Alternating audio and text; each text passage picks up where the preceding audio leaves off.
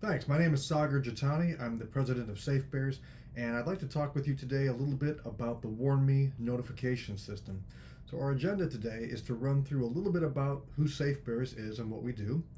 We want to talk about the feeling among Cal parents that violent crime at Cal is disproportionately high when compared with similar institutions.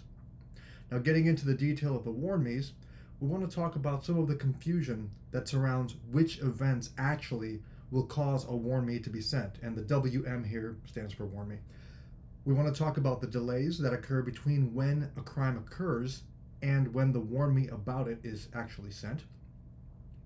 And then we're going to look at a couple examples that show there's an inconsistency in how much information is actually provided in a warn me message. It seems to vary considerably. And finally, we're going to end with talking about communication preferences, i.e., how do Cal students actually want to receive this information? And then we'll summarize at the end. So, a little bit about Safe Bears. We are an advocacy group formed by Cal parents dedicated to making UC Berkeley safer for our students. We are a registered 501c3 organization, a nonprofit, and our membership includes parents, faculty, police officers, alumni, merchants, and more. As of today, we have over 800 members spanning over 60 countries, and you can learn more about us at safebears.org. So it's our belief that crime at Cal is disproportionately high when compared with similar schools, and I want to jump into some of the data to take a look at this. Now, by way of preface, every school that I've spoken with, and there have been several, they all complain that the Clary crime data that they are required by federal law to report makes their campuses and surrounding areas look more dangerous than they really are. I've heard this from every school. So I thought, well, why don't we compare some of these schools against each other and see how they stack up. So for the case of Cal, we looked at Cal, USC, and UCLA. And the reason I picked those schools is because UCLA is obviously a peer institution in the UC system, but USC, even though it's a private institution, it is located in a pretty dense urban area that is often seen as being unsafe. So I felt that might be a good comparison for Berkeley in the East Bay. So here's what the data is telling us. Now, USC is in red, UCLA is in blue, and UC Berkeley, Cal, is in gold here in yellow. So a couple of things jump out at us. The first is that crime at UC Berkeley appears to be significantly higher than that in other schools, at least in these two other schools, especially when it comes to violent crimes such as aggravated assault, right in the middle, and motor vehicle theft, dating violence, stalking, domestic violence, and so on. You can see the detail for yourself. Now, this is based on 2021 Clary data that was published in the 2022 Annual Security and Fire Safety Report. I also wanted to get another data point, so I looked at the U.S. Department of Education's website. Now, their data was just a little bit older from a year earlier. They looked at 2020 data for schools nationwide. And when I looked at their website, they rank UC Berkeley as having the fourth highest amount of crime of any U.S. university as of when they reported this. Now, this matches our own impression. You know, when I started Safe Bears with the rest of the founders and I was building the website, we had some lofty ideas about having a section of our site that would just report recent crime affecting Cal students. I gave that project up pretty quickly because I simply couldn't keep up with it. Now, I've spoken with students, administrators, professors, UCPD, alumni, and they all agree that crime is out of control in Berkeley and that more needs to be done to keep students safe. Students agree. They're talking to the media, they're talking on discussion forums, and they're telling the administration that they just don't feel safe at Cal.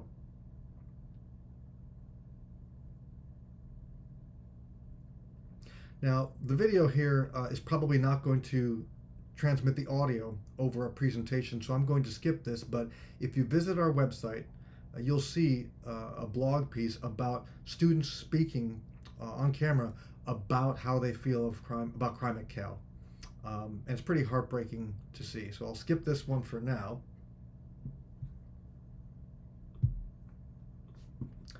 And the news is getting out that Cal is not safe. It's not just parents like me who are saying it.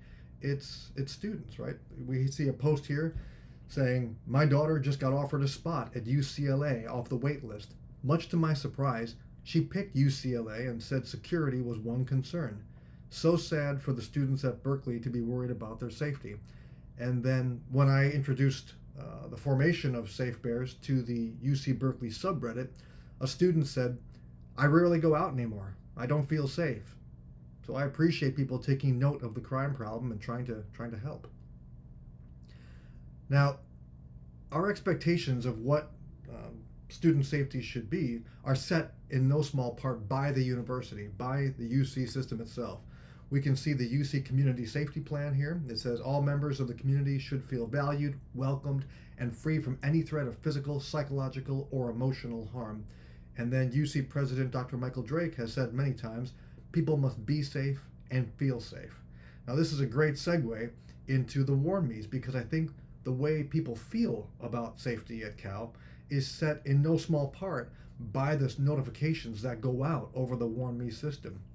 Now, as I mentioned before, we're thrilled to be speaking with Abigail Ogden at the Clary department here at Cal, because in our course of our research, we found some great quotes that she made. I'm not going to read this whole thing out loud, but the part where Abby talks about wanting to communicate with the community in a transparent and proactive way, I mean, that's music to our ears as Cal parents, and we're so grateful to be speaking with her about these issues. So let's jump in on the Warmies. The first question we have is, what events actually will result in a Warmy being sent? We've seen numerous cases where violent crime occurs against a Cal student and there's simply no Warmy issued. Let's take a look at some of that. In February, an intruder entered the Life Sciences building and shouted, "Everybody's going to die."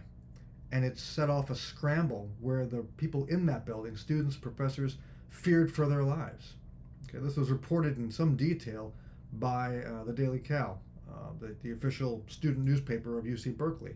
As I said, the intruder yelled, "Prepare to die," and people thought that they were in an active shooter situation. Some of the folks interviewed by the Daily Californian said, "We thought we were going to die. We thought we were going to be harmed." And they felt really frustrated and scared by the fact that locks didn't work on their doors, and some of them couldn't get a cell phone signal to even call for help.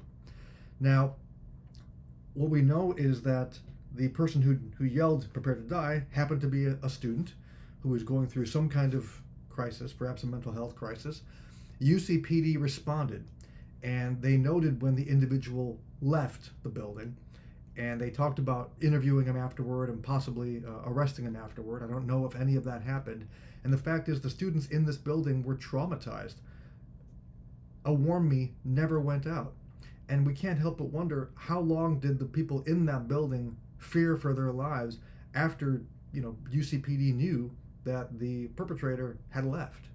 This seems like it fits the definition of an ongoing threat, or at the very least, it should have resulted in a community advisory going out to let people know what was happening. Now, another incident happened just a couple weeks ago in August, where a student was attacked on the corner of Telegraph and Durant. This was a post, it's kind of small here, so I'm going to read some of this to you. This was posted in the Berkeley subreddit. "The Warmy will take forever to get out, so I'm going to get word out here. Please boost for visibility.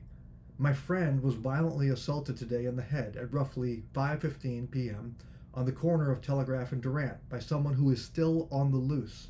The man chased me eastward on Durant towards Unit 1. The man is roughly 5'6" to 5'8", had a white shirt, and another witness said their bottoms were also white. He may have been Hispanic. He appeared on the chunkier side. His face was kind of rough looking." I'm going to jump down. "He might still be around Southside, likely around Durant or any of the streets nearby. This was not a random bottle throwing incident like we see on the Warmies all the time. This dude intended violent harm. He was punching people to cause serious damage, and then chased me up the street. I fear other people are going to be hurt before he's caught. Please be vigilant." Now, UCPD was called in and they responded. We know this because one of our members heard the UCPD transmission on the radio. Now, a WarnMe was never sent on this, even though the suspect clearly got away and still posed an ongoing threat to the community. Now, as we saw from the Reddit post, pretty specific identifying information about the suspect was given to UCPD, the very kind of information that would have helped other students avoid someone matching such a description, and yet no WarnMe went out. Another incident happened about a week ago, and this involved a man photographing a female resident who was bathing, taking a shower in Unit 3. She looked up, she saw this guy had somehow entered or had his camera enter the shower, and she saw him, and he ran away. Now, we know again from UCPD transmissions that her roommates thought that they knew who this guy was. And I've heard from numerous parents since this event who are very concerned, not just that a man crept in and took pictures of a female resident while she was naked having a shower, but at the complete silence and information surrounding this incident. Now, this lack of information creates a vacuum of fear, and it's one that doesn't just affect Cal parents, but also Cal students. So a Cal parent emailed and said, someone taking a picture of someone in the shower is pretty disturbing.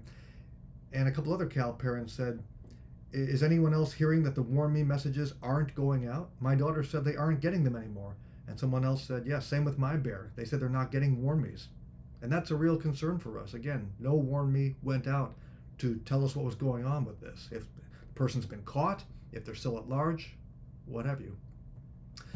A related question is there's confusion about what the geographical range of the WarnMes is. At some point you have to draw a line. If a Cal student is attacked on the corner of Telegraph and Durant, given its proximity to the university and the student housing, that certainly seems to justify a WarnMe.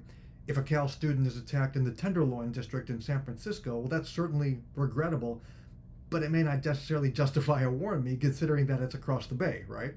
So we need to know exactly what is the geography in which a WarnMe will be sent.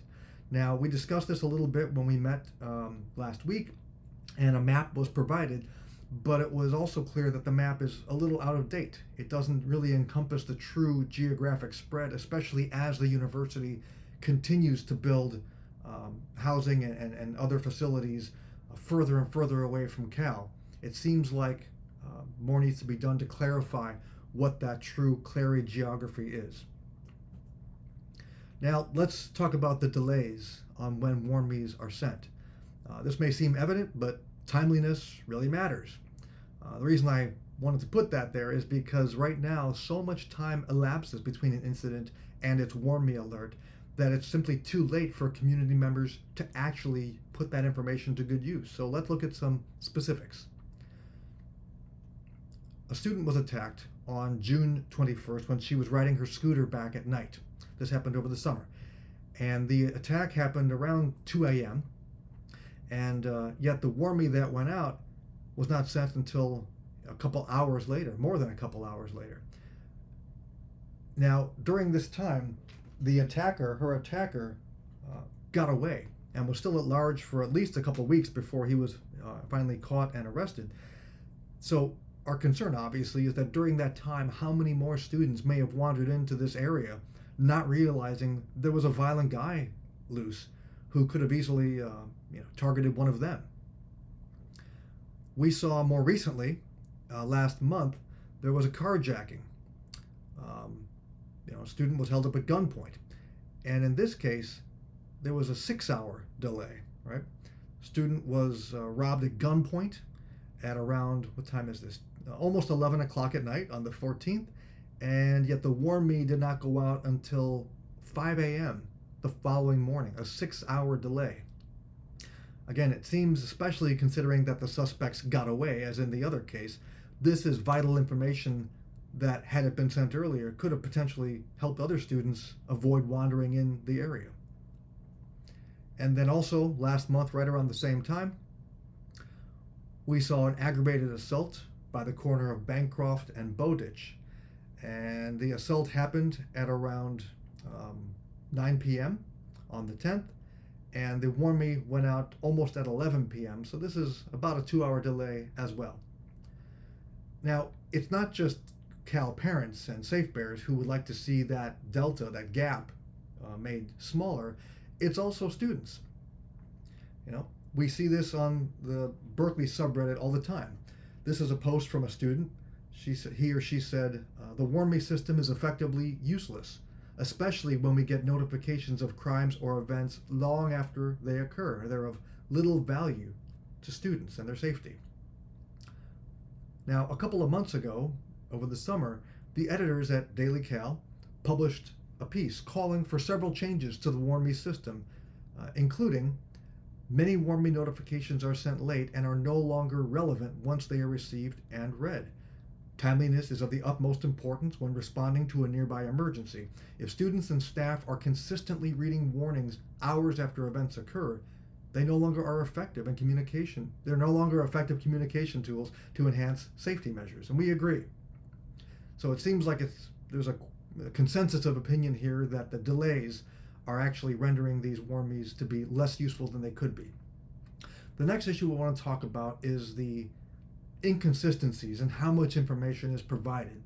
Now, this is one of the top complaints that I've heard from Cal parents and their students, that so often there's very little useful information conveyed even when a WarnMe is sent, even if that WarnMe is sent in a timely manner. So let's look at some information. Well, we saw a good example of this back in June when I said that student on the scooter was attacked. The original WarnMe that went out was blank. This is it. I think there was maybe a footer on the email, but there was actually no information. Now, to be fair, Abby has since told us that this was due to a technical error which has been resolved, and I want to be fair that we have not seen these happening lately, which is fantastic.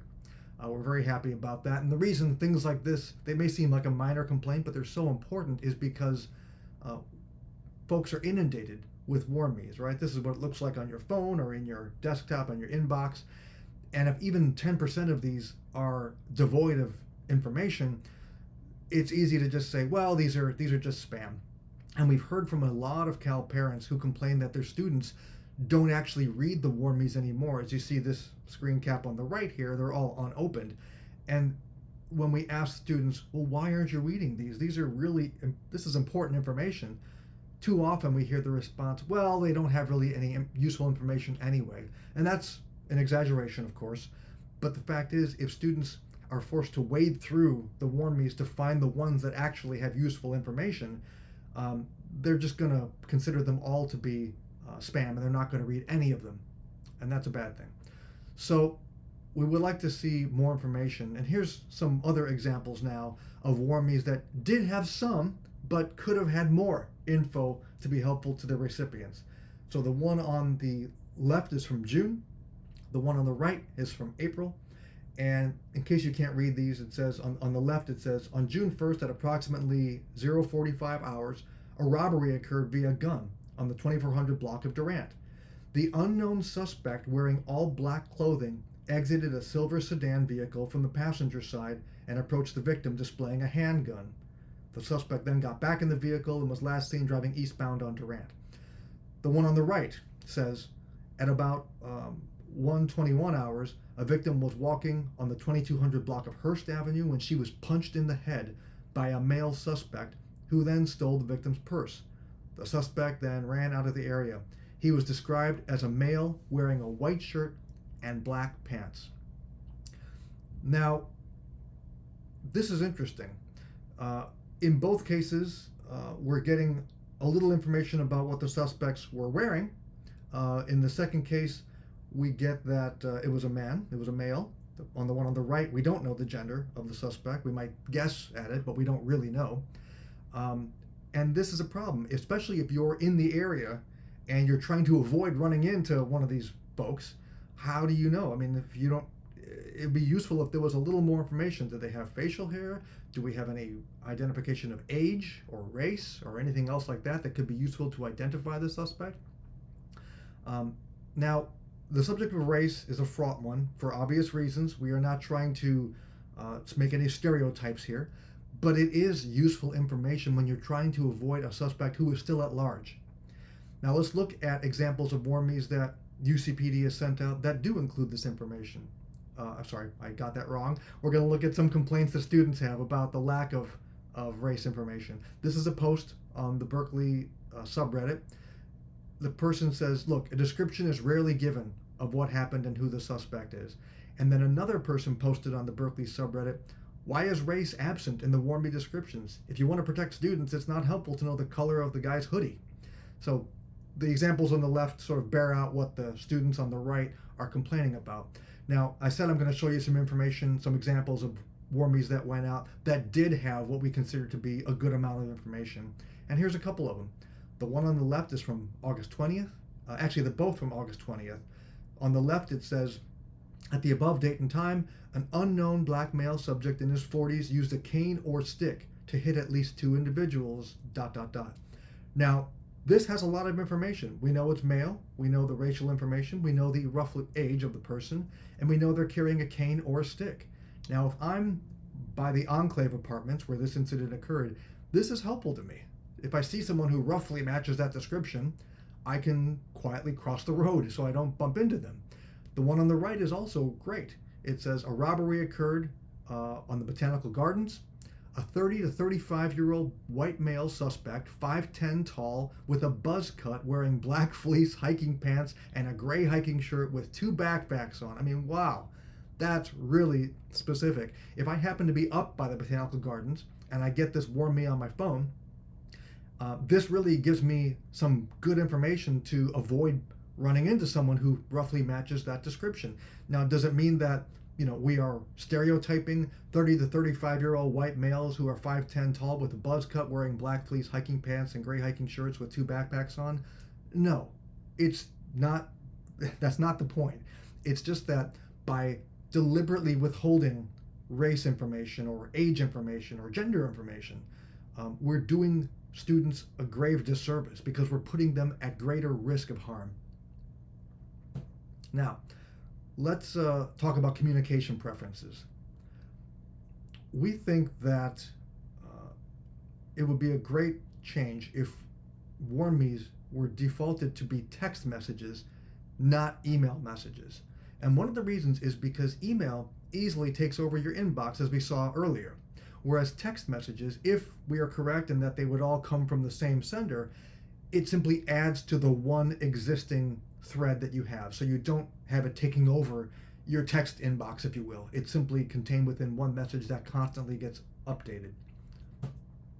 Now, we maintain that email is not the primary way young college students prefer to receive information. And it's not just our guess. This was something that was pointed out in that Daily Cal op-ed I mentioned earlier. They said, we recommend modeling a renovated WarnMe system after UCLA's Bruin Alert.